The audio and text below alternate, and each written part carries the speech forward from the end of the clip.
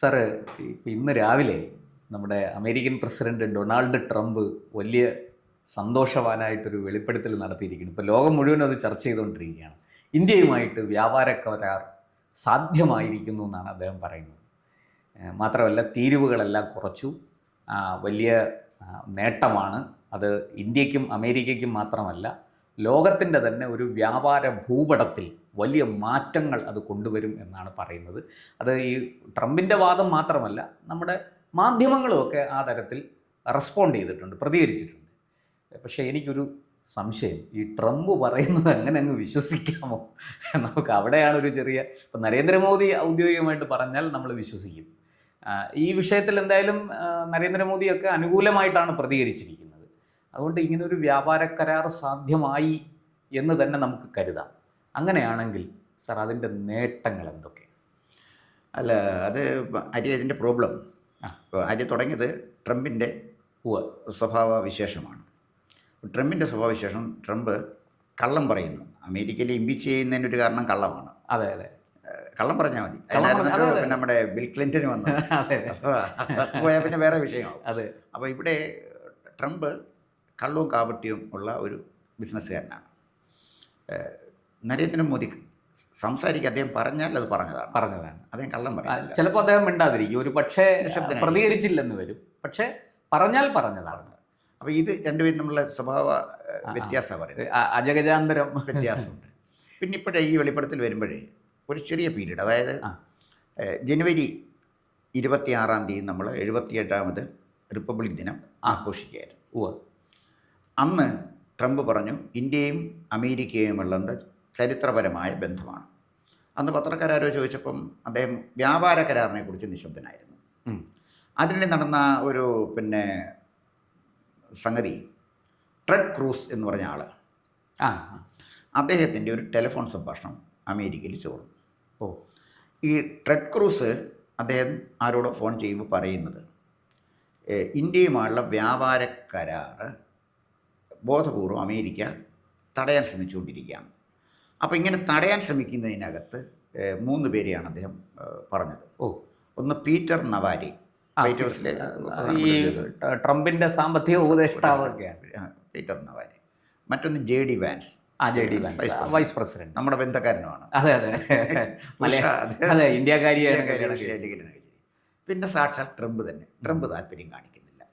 ഇതാണ് ഈ ടെഡ് ക്രൂസിൻ്റെ സംഭാഷണത്തിൽ, ടെലിഫോൺ സംഭാഷണമാണ്, സ്റ്റേറ്റ്മെൻ്റ് അല്ല, ചോർത്തിയെടുത്താണ് പറയുന്നത്. അപ്പം ഞാൻ ചോദിക്കുന്നത്, ഈ ജനുവരി 26 റിപ്പബ്ലിക് ദിനാഘോഷം നടക്കുമ്പോൾ നമ്മുടെ ട്രംപ് ആശംസ നേരുന്നെങ്കിലും വ്യാപാര കരാറിനെ കുറിച്ച് നിശബ്ദനാണ്. വളരെ പെട്ടെന്ന് ഒരു വെളിപാട് പോലെയാണ് ഫെബ്രുവരി 2 ഈ വ്യാപാര കരാറിനെ കുറിച്ചുള്ള ചർച്ച പൊന്തി വന്നത്. ഒരു പ്രഖ്യാപനം തന്നെ വ്യാപാര കരാർ ഒപ്പിട്ട് കാണും, അല്ലെങ്കിൽ ഒപ്പുവെക്കാൻ സമ്മതിച്ചു. അതിനകത്ത് 2-3 കാര്യമുള്ളത്. ഇത്തരം ഒരു വ്യാപാര കരാർ ഇന്ത്യ വലിയ കാര്യമായിട്ട് ആഘോഷിച്ചിട്ടില്ല. നമ്മൾ ശ്രദ്ധിക്കേണ്ടത്, അമേരിക്കയുമായി ഒരു വ്യാപാര കരാർ ഒപ്പുവെക്കുകയാണെങ്കിൽ സാധാരണഗതിയിൽ ഉണ്ടാകാറുള്ളത്, ഇന്ത്യൻ പ്രധാനമന്ത്രിയുടെ ഔദ്യോഗിക സന്ദർശനത്തിൻ്റെ ഭാഗമായി അവിടെ എത്തുമ്പോൾ അവസാനം വരുന്ന ഒരു പ്രസ് റിലീസിൽ അല്ലെങ്കിൽ ഒരു കമ്മ്യൂണിക്കേയിൽ ആയിരിക്കും ഇവർ പറയുന്നത്, ഞങ്ങൾ വ്യാപാര കരാർ ഒപ്പുവെച്ചു. ആ സന്ദർശനത്തിൻ്റെ നേട്ടമായിട്ടാണ് ഈ വ്യാപാര കരാറിനെ കാണുന്നത്. അത് ഇതിനെ അതായത് ഈ വ്യാപാര കരാർ സ്വാഭാവികമായിട്ട് ഇങ്ങനെയാണ് പൊതുവെ ലോകത്ത് നടപ്പിൽ വരുന്നത്. അപ്പോൾ ഈ വ്യാപാര കരാറിനെ രാഷ്ട്രീയമായി ഉപയോഗിക്കാൻ മോദി ആഗ്രഹിച്ചിരുന്നു എങ്കിൽ അത് അദ്ദേഹത്തിൻ്റെ സന്ദർശനത്തോടൊപ്പം അത് ഈ വ്യാപാര കരാർ ഒപ്പുവെക്കും. തീർച്ചയായിട്ടും അത് ഒപ്പുവെച്ചില്ല. അപ്പോൾ എന്ന് പറഞ്ഞാൽ ഈ വ്യാപാര കരാറിലേക്ക് വന്ന സാഹചര്യം കൂടെ ആര്യൊന്ന് നോക്കി. അതായത് 50% തീരുവ ആദ്യം ചുമത്തുന്നു, നമ്മൾ നിശബ്ദമായിട്ടിരുന്നു. പിഴ 25%. അതാണ് ഇന്ത്യയെ പ്രകോപിപ്പിച്ചത്. ഇന്ത്യ വെച്ച് താനാരാ ഞങ്ങൾക്ക് പിഴ ചുമത്താൻ? നിന്റെ രാജ്യത്തെ വ്യാപാര തീരുവ ഉയർത്തിക്കൂ, പക്ഷെ പിഴ എന്ന് പറയുന്നത് അത് നമ്മളെ അപമാനിക്കാൻ വേണ്ടി ചെയ്യുന്ന പോലെയാണ്. അതോടുകൂടി ഈ ട്രംപും നരേന്ദ്രമോദിയുമായിട്ടുണ്ടായിരുന്ന വളരെ ഊഷ്മളമായ ബന്ധം അവസാനിക്കുക. വ്യക്തിപരമായ ബന്ധം മോദിയുടെ ഏറ്റവും വലിയ പ്രത്യേകത, മറ്റൊരു ഇന്ത്യൻ പ്രധാനമന്ത്രിക്കും ഇല്ലാത്ത വിധത്തിൽ അദ്ദേഹത്തിൻ്റെ മറ്റ് രാജ്യങ്ങളിലേക്ക് പോയാൽ അവിടുത്തെ ഭരണാധികാരിയുമായിട്ട് അടുത്ത ബന്ധം പുലർത്തും. അതുകൊണ്ടാണ് ഇന്തോനേഷ്യയിലെ പ്രസിഡന്റ് ഇവിടെ വന്നപ്പോൾ, പ്രസിഡന്റായിരുന്ന പ്രധാനമന്ത്രിയാണ് ഞാൻ ഓർക്കുന്നില്ല, ആ. ഭരണാധികാരി ഇവിടെ വന്നപ്പോൾ അദ്ദേഹം പറഞ്ഞത് ട്രംപ് പിന്നെ മോദിയുടെയും DNA ഒന്നാണ്. ഇന്ത്യൻ അതെ, അതെ, അതെ. അതാണ് പറഞ്ഞതിൻ്റെ കാര്യം. ഒരിക്കൽ നമ്മുടെ വളരെ പ്രശസ്തനായ ഒരു ജാപ്പനീസ് പ്രൈം മിനിസ്റ്റർ ഉണ്ടായിരുന്നു, അദ്ദേഹത്തിൻ്റെ പേര് മരിച്ചുപോയ, കൊല്ലപ്പെട്ട ഒരാളുണ്ടായിരുന്നല്ലോ. ഇപ്പോൾ ഈ കഴിഞ്ഞ കുറച്ച് മുമ്പ് ജപ്പാനിൽ കൊല്ലപ്പെട്ട, ഇതൊരു പേര് ഞാൻ ഓർക്കുന്നു, പേര് വിട്ടു, അങ്ങനെ ചെറിയ പ്രശ്നമുണ്ട്. അദ്ദേഹം പറഞ്ഞെന്നറിയും, ഞാൻ മോദിയുടെ ഒരു ഫാനാണെന്നാണ്. ജപ്പാൻ പ്രധാനമന്ത്രിയെ പറയുന്നതെന്ന് ആലോചിച്ച് നോക്കണം. ഇനി ഒരു ആഫ്രിക്കൻ രാജ്യത്ത് അദ്ദേഹം ചെന്നപ്പോഴേ, അത് പാപ്പുവ ന്യൂഗിനിയാണോ അതോ ഏതാ ഞാൻ ഓർക്കുന്നില്ല രാജ്യത്തിന്, അവിടുത്തെ ഭരണാധികാരി അദ്ദേഹത്തിൻ്റെ ഇന്ത്യൻ രീതിയിൽ കാല് തൊട്ട് വഴങ്ങിയപ്പോൾ അദ്ദേഹം അത് തടഞ്ഞു. നമ്മൾ ഏറ്റവും ഒടുവിൽ കണ്ട ഒരു കാഴ്ചയാണ് അത് അദ്ദേഹം തടഞ്ഞു. മോദിക്ക് അദ്ദേഹത്തിൻ്റെ കാല് തൊട്ട് തൊടുന്നത് ഇഷ്ടമല്ല. ഇപ്പം തന്നെ തിരുവനന്തപുരത്ത് വന്നപ്പോഴേ ഇവിടുത്തെ ഡെപ്യൂട്ടി മേയർ ഇങ്ങോട്ട് വരുമ്പോൾ തിരിച്ച് അവരുടെ കാര്യം. അപ്പോൾ അത് പൊതുവേ ഈ ഗുജറാത്തികൾക്ക് പ്രത്യേകിച്ചും മോദിക്ക് ഉള്ളൊരു ശീലമാണ്. അദ്ദേഹം ഈ സ്ത്രീകളെ ഒരിക്കലും അവരുടെ കാല് തൊട്ട് തൊഴുന്നതല്ലാതെ അവരെ കാല് തൊട്ട് തൊഴുന്നില്ല. അപ്പം തന്നെയല്ല, അതൊന്നും അഭിനയിക്കുന്ന ഒരാളല്ല നരേന്ദ്രമോദി. അതിനൊക്കെ മാനസികമായിട്ട് എത്രയോ ഉയരത്തിൽ നിൽക്കുന്ന ഒരു വലിയ മനുഷ്യനാണ്. അപ്പോൾ ഇവിടെ നമ്മൾ പറഞ്ഞു വന്നത്, അപ്പോൾ ഈ വ്യാപാര കരാർ പെട്ടെന്ന് പുറത്തു വന്നത് ഇന്ത്യയുടെ ആവശ്യമായിരുന്നു എങ്കിൽ, ഇന്ത്യക്ക് ഈ വ്യാപാര കരാർ അടിയന്തരമായി വേണമായിരുന്നുവെങ്കിൽ പ്രധാനമന്ത്രി അവിടെ ചെല്ലുമ്പോൾ അവിടെ വെച്ച് ഒപ്പിടുകയും അവിടെ വെച്ച് പ്രഖ്യാപിക്കുകയും. അപ്പോൾ ഇത് ഒരു സാധാരണ പ്രസ് റിലീസിൽ ഒരു വ്യാപാര കരാർ നിലവിൽ വന്നപ്പോൾ നമ്മുടെ തീരുവ എത്ര 16%, 18% കുറഞ്ഞു. ഇന്ത്യ അമേരിക്കയിൽ നിന്ന് ഇറക്കുമതി ചെയ്യുന്ന സാധനങ്ങൾക്ക് 0% ആക്കി കൊടുത്തു എന്നാണ് പറയുന്നത്. ഇന്ത്യയിൽ നിന്ന് സാധനം ഇറക്കുമതി ചെയ്യുന്ന എന്താണെന്ന് അറിയുമ്പോഴല്ലേ വരുന്നത്. ഇതിനെ ഭയങ്കര കാര്യമായിട്ട് ഇവിടെ ഘോഷിക്കുന്നറിയും. ചില പത്രങ്ങൾ പറയുന്നത് മോദി പരിപൂർണമായിട്ട് ട്രംപിൻ്റെ മുന്നിൽ കീഴടങ്ങി. ഞാൻ അതിലേക്ക് വരിക. അങ്ങനൊരു കീഴടങ്ങൽ ഇവിടെ ഉണ്ടായിട്ടുണ്ടോ? അല്ല, അതിനകത്ത് വലിയ ഒരു പ്രശ്നമായിട്ട് പറയുന്നത്, റഷ്യയിൽ നിന്ന് നമ്മൾ ഇറക്കുന്ന ക്രൂഡ് ഓയിൽ അതിൻ്റെ അളവ് കുറയ്ക്കാം, പകരം വെനിസുലയിൽ നിന്നും ക്രൂഡ് ഓയിൽ വാങ്ങിക്കാം എന്ന് ഇന്ത്യ സമ്മതിച്ചു. ഇന്ത്യ വെനിസുലയിൽ നിന്ന് ക്രൂഡ് ഓയിൽ വാങ്ങിക്കുന്നതിൽ എന്താ തെറ്റ്? ഇന്ത്യയുടെ പ്രശ്നം എന്താണ്? വില കുറഞ്ഞ എവിടെ നിന്നാണ് ക്രൂഡ് ഓയിൽ കിട്ടുന്നത്? നമുക്കൊരു കണ്ടീഷനേ ഉള്ളൂ, ആര് വില കുറച്ച് തരുമോ അവിടെ നിന്ന് നമ്മൾ വാങ്ങാം. അത് സൗദിയിൽ നിന്നാണെങ്കിൽ സൗദി, ഇറാഖിൽ നിന്നാണെങ്കിൽ ഇറാഖ്, ഇറാനിൽ നിന്നാണെങ്കിൽ ഇറാൻ, ഈവൻ റഷ്യ ആണെങ്കിൽ റഷ്യ. അമേരിക്ക തന്നാലും നമുക്ക് സന്തോഷമാണ്. എനിക്കൊന്ന് 2025 ഏപ്രിലിൽ JD വാൻസ് ഇന്ത്യ വന്നായിരുന്നു. അപ്പോൾ JD വാൻസ് മോദിയായിട്ട് ചർച്ച നടത്തി. അപ്പം JD വാൻസിനെ ഒരു ഇന്ത്യയുടെ മരുമകൻ എന്നുള്ള നിലയിലാണ് മോദി ട്രീറ്റ് ചെയ്തത്. അതിന് വലിയ റിസപ്ഷൻ കൊടുത്തു.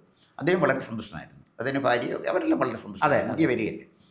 അപ്പോൾ JD വാൻസിന് പൊതുവേ ഇന്ത്യയോടൊരു താല്പര്യമുള്ള ആളാണ്. കമല ഹാരിസിനെ പോലെയല്ല.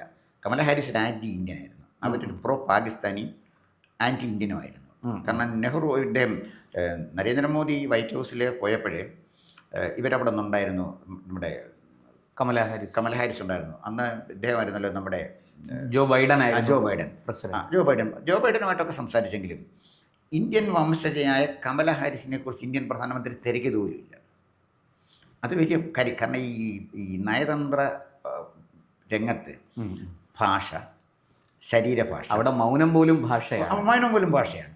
എല്ലാം ഉണ്ട്, ഒരുപാട് കാര്യങ്ങളുണ്ട്. അപ്പം ആദ്യം ഉണ്ടായിരുന്ന ഈ ജാടയൊക്കെ മാറി കമല ഹാരിസ് നേരെ വന്ന് ഇന്ത്യൻ പ്രധാനമന്ത്രിയെ കണ്ടു. അപ്പോൾ അവർക്ക് മനസ്സിലായി ഇന്ത്യൻ പ്രധാനമന്ത്രി കമല ഹാരിസിനെ പരിഗണിക്കുന്നില്ല. മോദിയുടെ ഒരു നേച്ചറാണ് ഞാനീ പറയുന്നത്. തൻ്റെ രാജ്യത്തിൻ്റെ അഭിമാനം കാത്തു സൂക്ഷിക്കാൻ ഏതറ്റം വരെയും പോകുന്നവനാണ് മോദി. അതിനകത്ത് ഒരു കോംപ്രമൈസും ഇല്ല. ഇവിടെ വന്ന ഒരു കാര്യം എന്താണെന്ന് വെച്ചാൽ, ഇപ്പം നമ്മൾ ഈ പറഞ്ഞു വന്ന വിഷയവുമായിട്ട് ബന്ധപ്പെട്ട് JD വാൻസ് ഈ ചർച്ച നടത്തിയപ്പോഴേ അവസാനം പുറത്ത് വന്ന് പത്രക്കാരുമായിട്ട് സംസാരിച്ചപ്പോൾ JD വാൻസ് വിളിച്ച് എങ്ങനെയായിരുന്നു ഇദ്ദേഹത്തുമായിട്ടുള്ള ചർച്ച. അദ്ദേഹം പറഞ്ഞത് നരേന്ദ്രമോദി ഭയങ്കര കടുപ്പമുള്ളൊരു ചർച്ചക്കാരനാണ്, വഴങ്ങത്തില്ല, ഭയങ്കര കടുംപിടുത്തക്കാരനാണ്. നരേന്ദ്രമോദി ആർക്ക് വേണ്ടിയാണ് പിടിക്കുന്നത്? 145 കോടി ഇന്ത്യക്കാർക്ക്, ജനത്തിന് വേണ്ടി അല്ലേ? മറ്റുള്ള പലരും കരാർ ഒപ്പിട്ടതിനെക്കുറിച്ചൊക്കെ പലതും പറയാനുണ്ട്. അതിൻ്റെ വിഷയമല്ല ഇവിടെ, അതവിടെ നിൽക്കട്ടെ. ഇന്ത്യയുടെ ബജറ്റ് അമേരിക്കൻ അംഗീകാരത്തിന് കൊണ്ടുപോയി അമേരിക്കൻ ഗവൺമെൻറ്റിന്, അമേരിക്കൻ പ്രസിഡൻറ്റിന് അംഗീകാരം വാങ്ങിച്ചുകൊണ്ട് വന്നൊരു ധനമന്ത്രി നമുക്കുണ്ടായിരുന്നു. ധനമന്ത്രിയുടെ കുഴപ്പമല്ല, അന്ന് സോണിയാജിയെ ഭരിച്ചുകൊണ്ടിരുന്നത്, കൊണ്ടുപോയത് പ്രണബ് കുമാർ മുഖർജി. അപ്പോഴേ ഞാൻ പറഞ്ഞത്, സോണിയാജിയുടെ പാവയായി നിന്ന മൻമോഹൻ സിംഗിൽ നിന്ന് ഒരുപാട് മാറിയാണ് മോദി നിൽക്കുന്നത്. അത് ഇന്ത്യക്കാരന് മനസ്സിലാവും.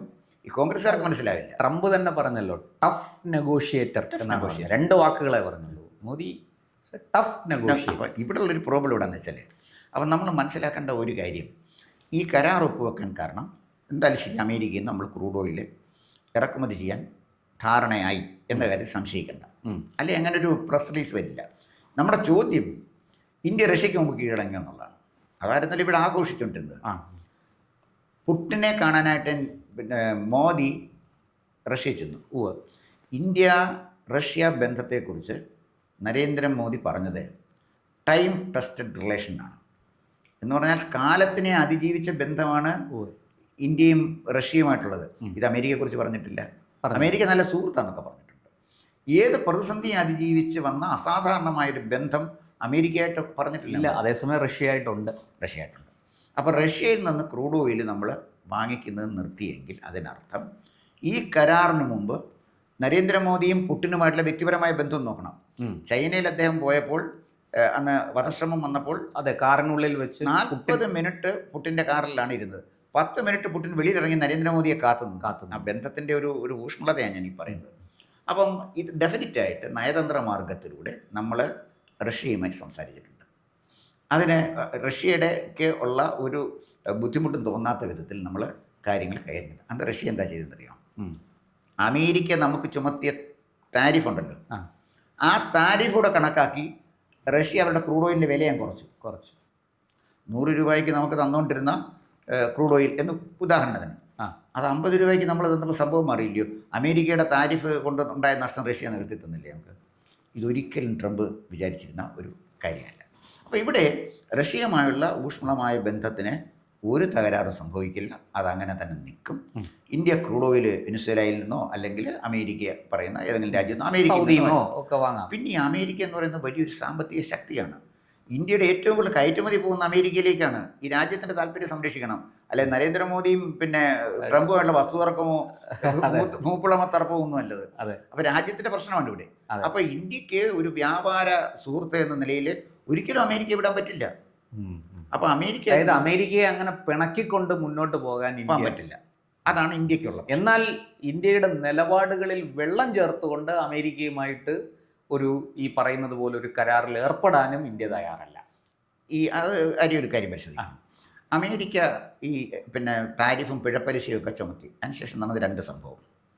ഒന്ന്, അദ്ദേഹത്തിനെ വൈറ്റ് ഹൗസിലേക്ക് വിളിക്കുന്നു. അദ്ദേഹം ഏത് രാജ്യം, കാനഡയാണെന്ന്. കാനഡ വിസിറ്റ് ചെയ്തിട്ട് മടങ്ങി വരുന്ന വഴിക്ക് വൈറ്റ് ഹൗസിൽ കയറാൻ പറഞ്ഞു.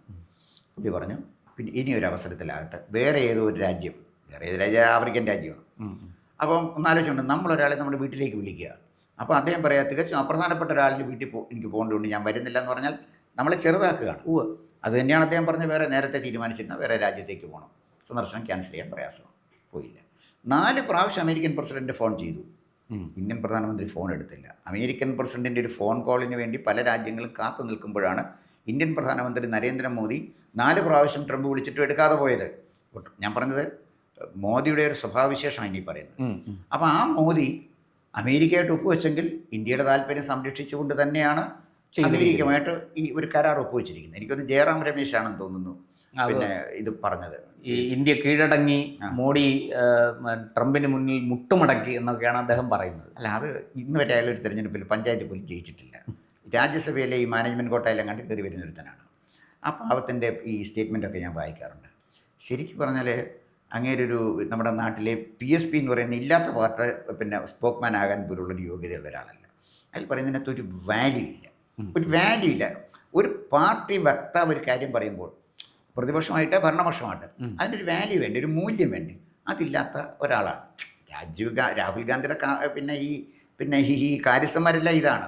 അത് പോയിക്കോട്ടെ. അപ്പം ഞാൻ പറഞ്ഞു വന്നത് ഇത് അമേരിക്കയുടെ മുന്നിൽ കീഴടങ്ങിയെന്ന് പിന്നെ ജയറാം രമേശ് പറഞ്ഞാൽ ഇത് കോൺഗ്രസിൻ്റെ അഭിപ്രായമായിരിക്കില്ല. അദ്ദേഹം വക്താവല്ലേ. അതെ. ഒരു കാരണവശാലും മോദിയുടെ ട്രാക്ക് റെക്കോർഡ് നോക്കിയാൽ മോദി കീഴടങ്ങാൻ സാധ്യതയില്ല. നമ്പർ 1. നമ്പർ 2, എന്തുകൊണ്ട് അമേരിക്ക ഇന്ത്യയുമായി വ്യാപാര കരാർ ഒപ്പുവെക്കാൻ പെട്ടെന്ന് തീരുമാനിച്ചു?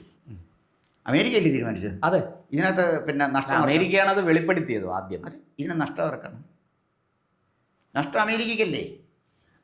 നമ്മുടെ ഇവിടുന്ന് 50% ടാക്സ് അല്ലേ ചുമത്തിയിരുന്നത്. അതെ, ഇറക്കുമതി അത്രയും വർദ്ധിപ്പിച്ചിരുന്നു. അപ്പോൾ അതുപോലെ പിഴ തീരുവ എല്ലാം നഷ്ടപ്പെട്ടില്ലേ?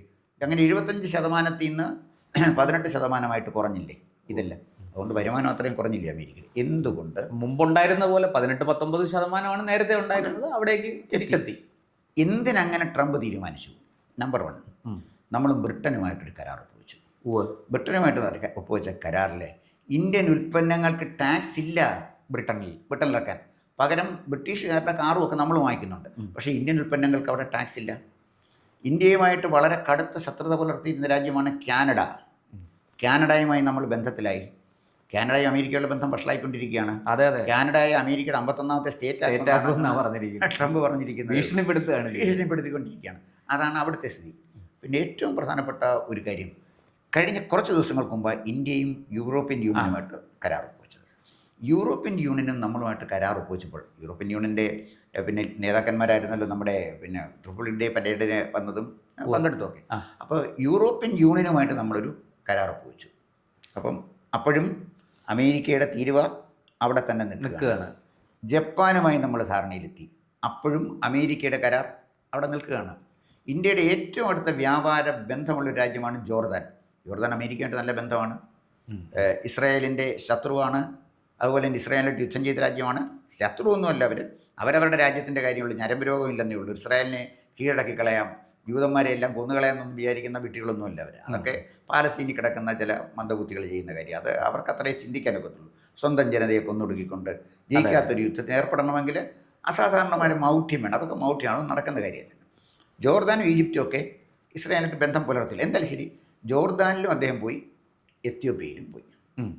ഞാൻ പറഞ്ഞ ഈ ട്രംപ് വരുന്നതിന് മുമ്പുള്ള ട്രംപിൻ്റെ ഈ വ്യാപാര കരാറിലേക്ക് ട്രംപ് പിന്മാറുന്നതിൻ്റെ, അതായത് കൂട്ടിയ തീരുവയുടെ കാര്യത്തിൽ നിന്നും ട്രംപ് പുറകോട്ട് പോവുകയല്ലേ ചെയ്തത്? തീർച്ചയായും. ആ പുറകോട്ട് പോകണമെങ്കിൽ അതിൻ്റേതായ ഒരു സാമ്പത്തിക സാഹചര്യം വേണ്ടേ? ഇതെല്ലാം ഉപരിയായിട്ട് ബ്രിക്സ് രാജ്യങ്ങൾ ഒന്നിച്ചു കൂടുന്നു. അദ്ദേഹം സൗത്ത് ആഫ്രിക്കയിൽ പോയി. അതൊരു പ്രധാനപ്പെട്ട കാര്യമാണ്. ഈ പുതിയൊരു ബ്രിക്സ് കറൻസി വരാൻ സാധ്യതയുണ്ട് എന്ന് കേൾക്കുന്നു. ഇതെല്ലാം അമേരിക്കയെ സംബന്ധിച്ച് ഡോളറിന് വലിയ അടി കിട്ടുന്ന കാര്യങ്ങളാണ്. അതും ഇതിനൊരു കാരണമായിട്ടുണ്ടോ? സംശയിക്കേണ്ട. അതുപോലെ തന്നെ ട്രംപ് പോയ ആഫ്രിക്കൻ രാജ്യങ്ങൾ, പാപ്പുവ ന്യൂ ഗിനിയ, ഘാന, ഇങ്ങനെയൊക്കെയുള്ള രാജ്യങ്ങൾ, ഇവരൊക്കെ ഭയങ്കര ധാതുസമ്പന്നമായ രാജ്യങ്ങളാണ്. ഇന്ത്യക്ക് ആവശ്യമായ ധാതുക്കൾ അവരുമായിട്ട് ഇറക്കുമതി ചെയ്യും. ഇന്ന് വരെ ഒരു ഇന്ത്യൻ പ്രധാനമന്ത്രി എവിടോട്ടെങ്കിലും പോയിട്ടില്ല. ചെറിയ ചെറിയ രാജ്യങ്ങളാണെങ്കിൽ ആഫ്രിക്കൻ രാജ്യങ്ങളൊക്കെ ഭയങ്കര ധാതുസമ്പന്നങ്ങളായ രാജ്യങ്ങൾ. നല്ല റെയർ എർത്തൊക്കെ ഇഷ്ടം പോലെ അമൂല്യമായ റെയർ എർത്തുണ്ട്.